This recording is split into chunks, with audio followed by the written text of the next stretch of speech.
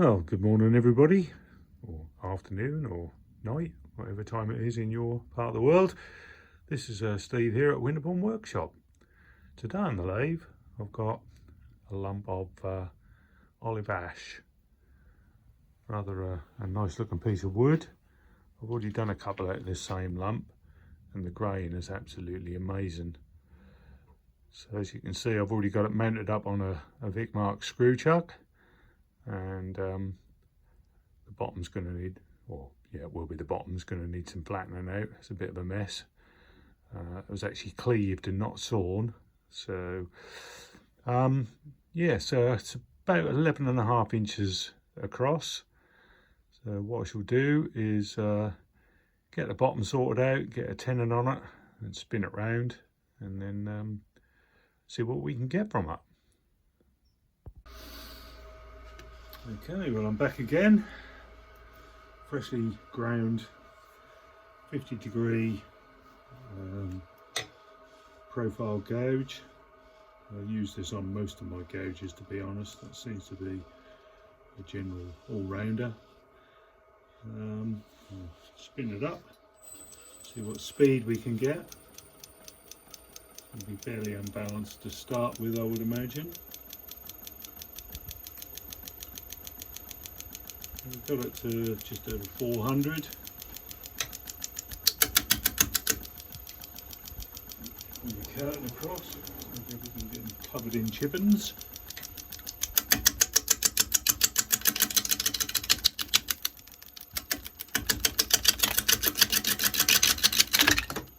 Ooh, a big lump come off. I told you it was cleaved off the log, so yeah, I've got quite a bit more to get rid of because I've just lost a lump from there, and I suspect I'll lose some of this as well, leaving the middle quite high, but doesn't really matter. So another go.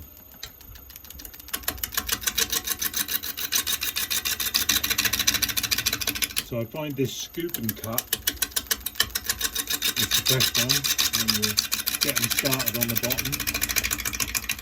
Just keep the gouge in one place on the rest. Start your cut and then just pivot it round.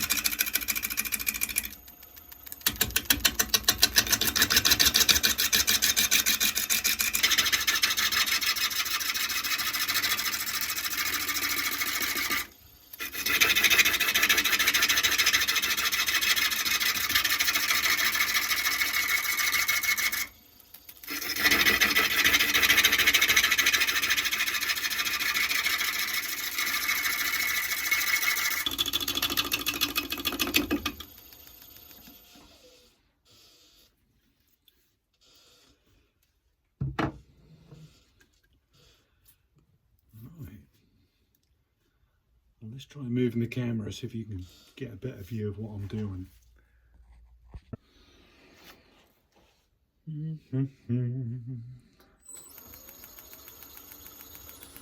Speed that up a bit.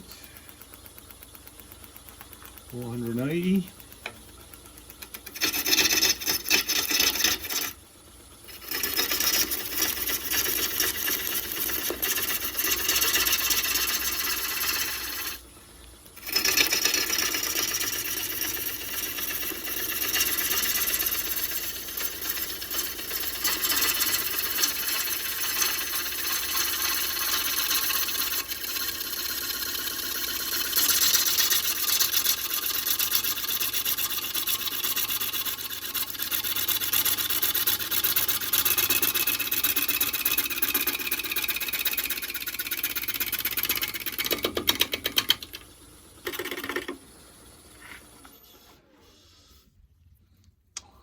Tiny little bit left there, but the ends are sorted. Right, get rid of that, and then try and make that foot.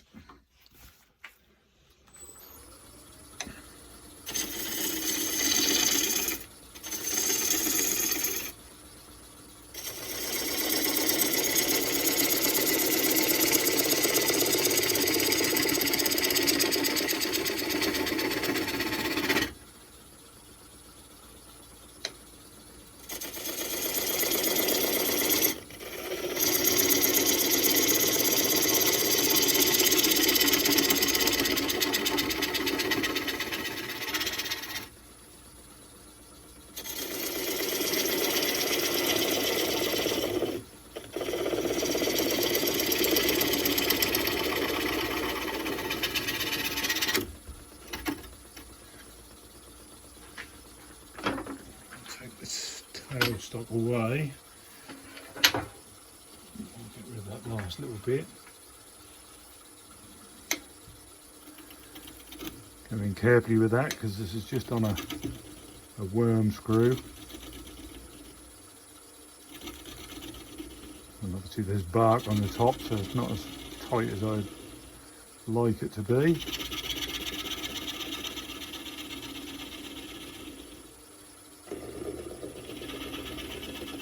I'm going to put this on a 5-inch Nova chuck, so I can use it as the tenon and underfoot, which will be perfect for this, I think.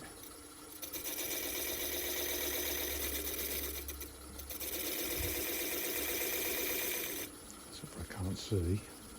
Camera's in the way. Where that one goes. I'll just use the skew.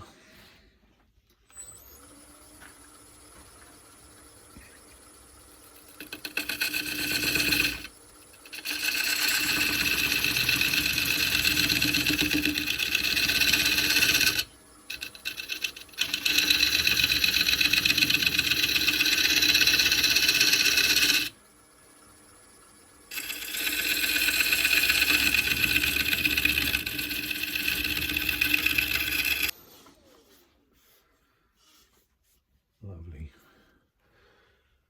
I think I'll just go in there a bit more with the skew. I've got a bit of skew for that job.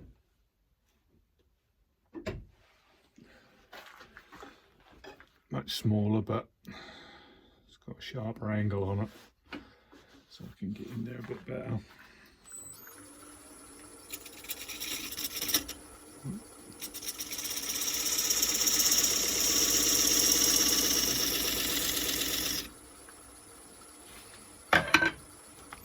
Highlight that dovetail a bit better. Right, well, it's not finished on the outside, but because it's only on a screw chuck and it's still unbalanced, what I'm going to do is turn it round, take some of the middle out, and then give yourself a recess. A set of shark jaws will go into.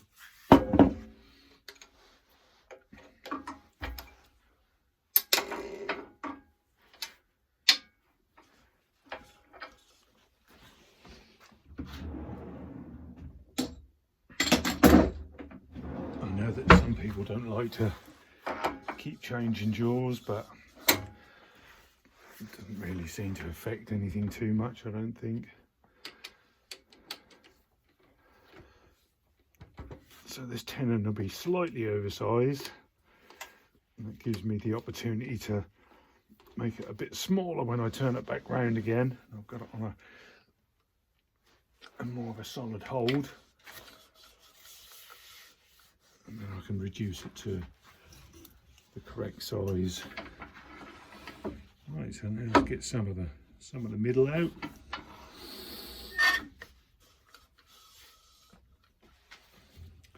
And for that I'm going to have to move the camera because it really will be in the way. Right, move the camera, all set up. Hopefully it shouldn't get in the way too much. Same gauge, Hamlet.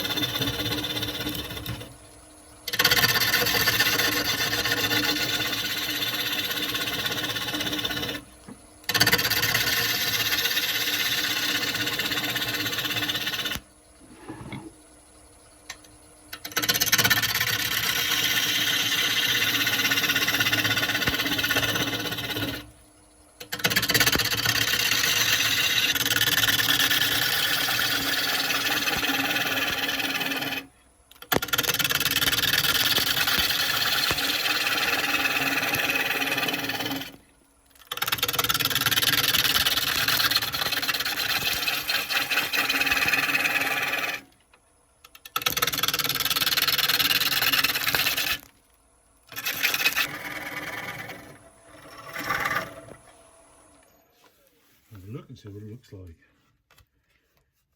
Wow. Yeah, some of that darker wood is coming into play now. It'll be the heartwood coming through. It's coming through quite symmetrically as well, which is even better. Just concentrate on getting this down a bit. Trouble is, camera's in the way. It makes it very difficult to even hang on to the gauge.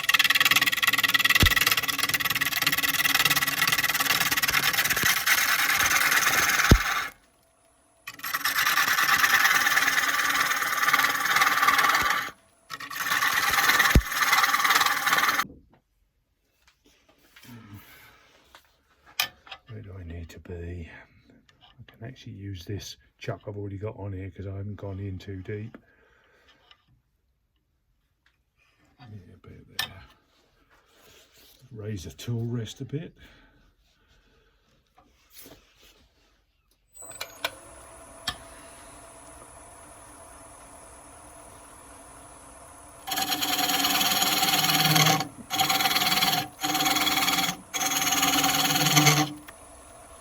So this is radius, there's almost skew chiseled there, got a slight radius on it.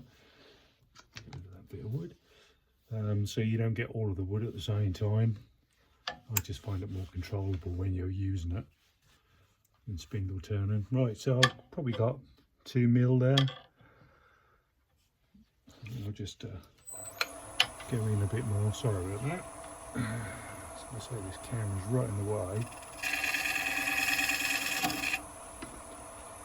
Nibble that corner out and turn it around again.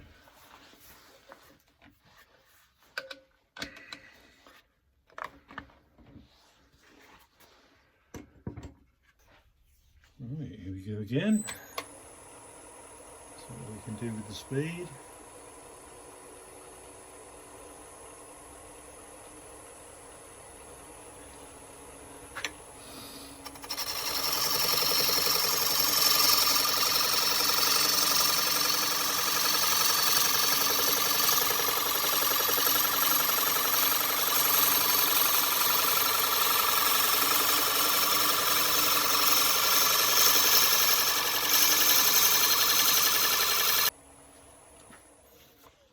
That. Yeah, so it is slowly reducing the thickness. One more pass, I think.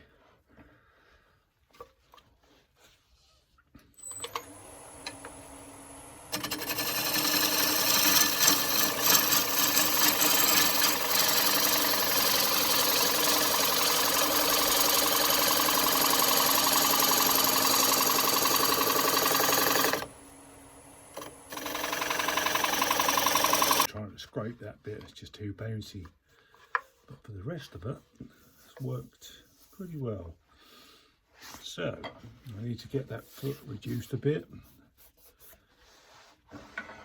tidied up.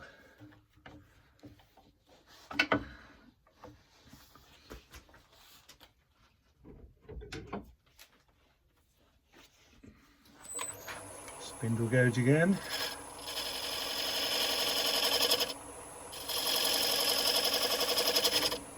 Straight in with it.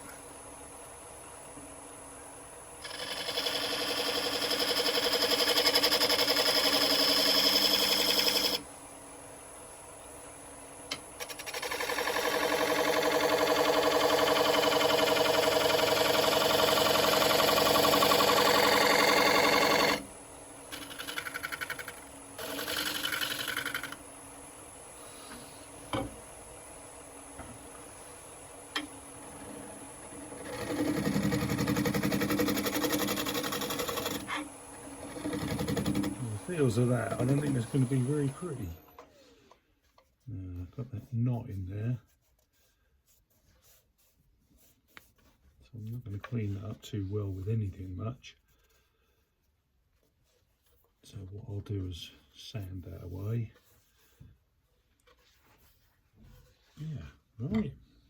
I'll have a bit of a clean up and come back and do a bit of sanding. Right, all back ready for sanding. I'm going to use an angle drill. As you can see, I've got an attachment in here that I can just plonk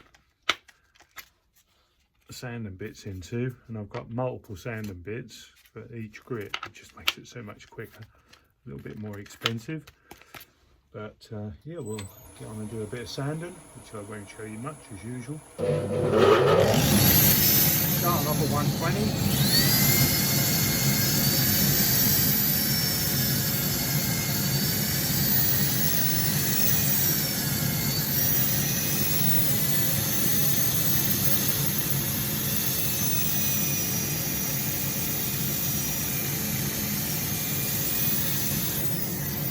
A lot of this on this outside edge.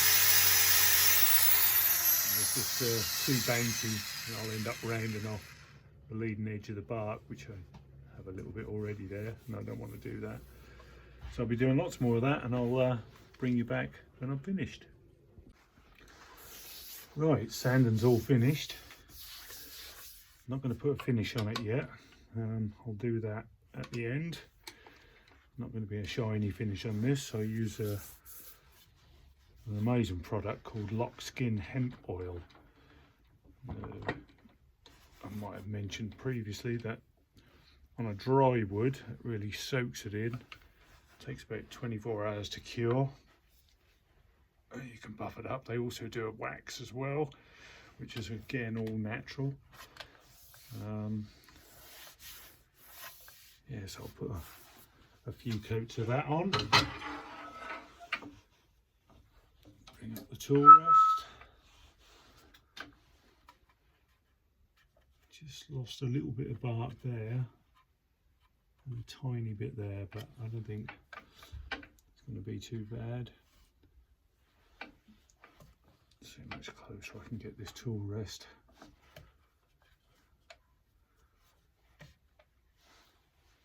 Yeah, good. Right.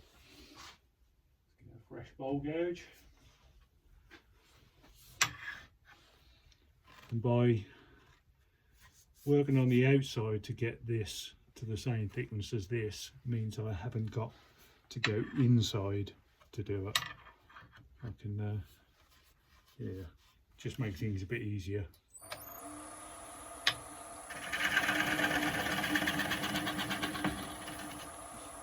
Speed her up a bit.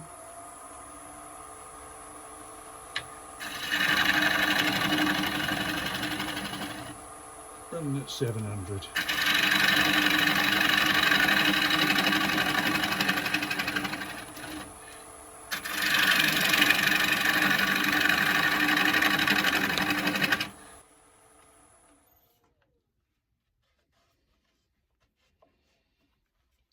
Still got quite a bit more to come out the bottom.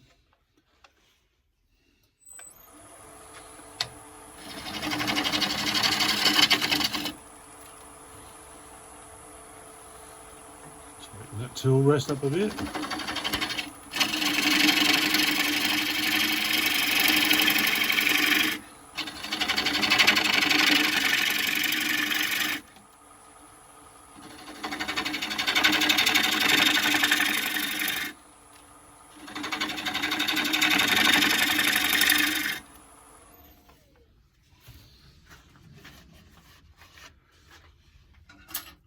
See how we're doing, thickness. Oh, we've got plenty there. 3/4 of an inch at the moment. Quite like the shape. Probably want to get a bit more out the bottom. Can feel a hump just there, so that works just nicely. So I can get that tool rest a bit closer. Always a bit of a struggle when you're doing this type of bowl because you're not going to get it any closer there.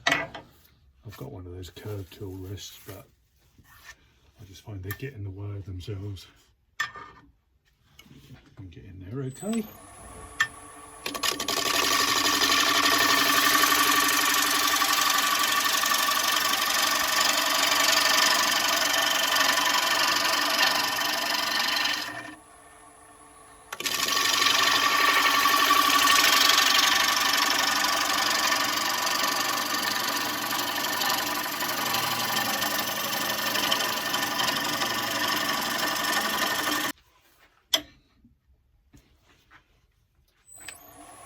Just use a scraper to get that middle out.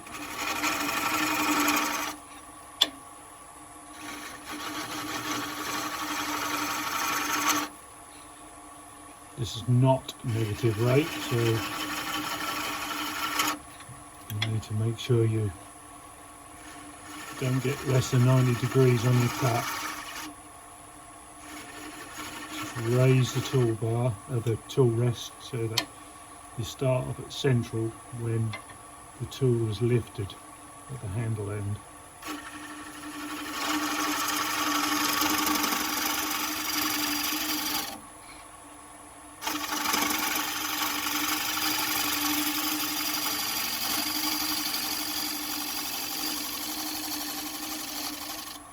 Just gently tickle away at it.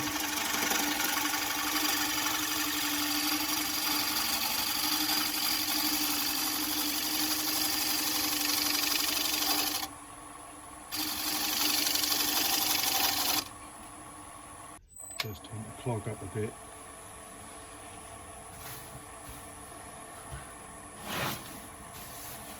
Clear up here and get me extraction in and on.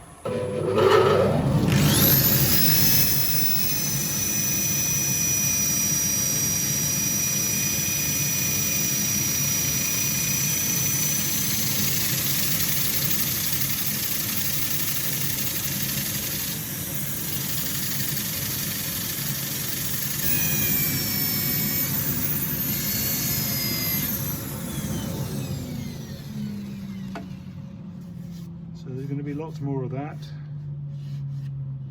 Got some tear out there and here, which is going to take a while to sort.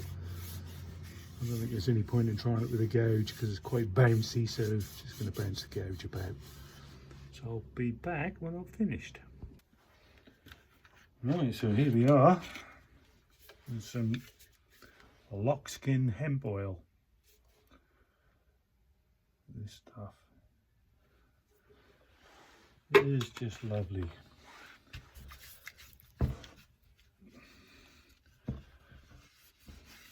Good for your hands as well.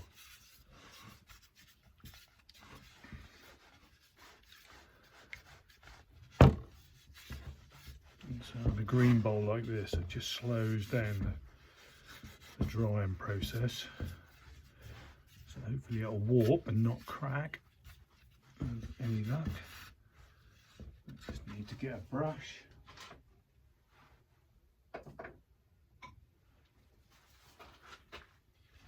Brush it into the bark.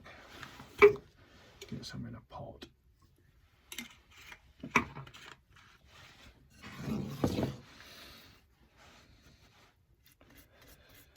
Apply liberally. Hopefully it'll get into all the nooks and crannies.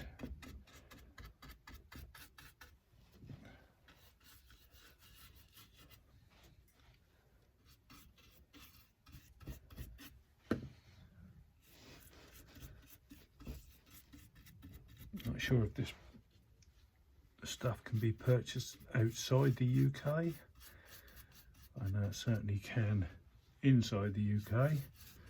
At lockskin.co.uk, I think. Loxkin, Lockskin. Pure hemp oil, nothing else. No VOCs.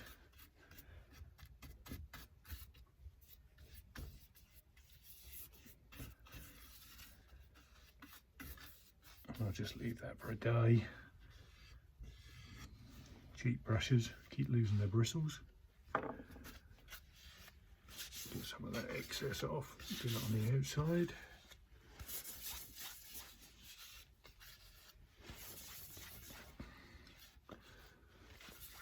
Right.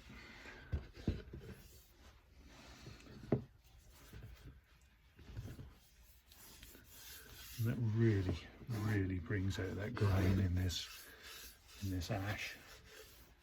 Absolutely stunning.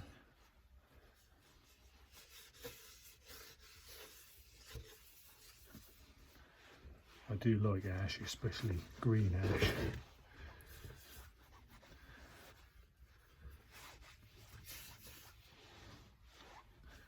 once it's dried out, it does tend to have splits in it you can't see until you actually start turning the bowl, just little micro splits. And it can be quite dangerous, because especially if ash had ash dieback, which we've got in the UK, because it apparently makes the wood very brittle, even more brittle than what ash normally is.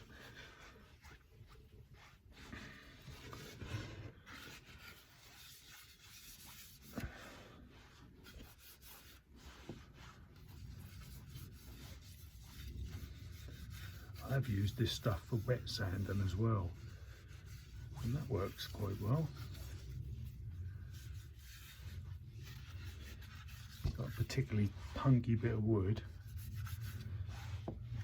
this stuff will really soak into it, and then when you wet sand, all the slurry fills the little minute holes and then hardens off. So there it is, a lockskin treated live edge bowl, some beautiful grain inside and out, so I'm very happy with that. And well, thank you very much for watching. If you got this far, that'd be really great if you could give us a thumbs up, if in fact indeed you do like it, and subscribe, that would be good, and a share would be even better. Let more people see my videos. Thanks very much once again. Goodbye.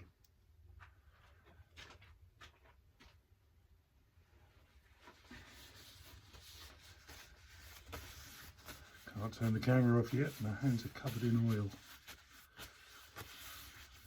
And then the dogs are looking at me, they need a walk. Bye for now.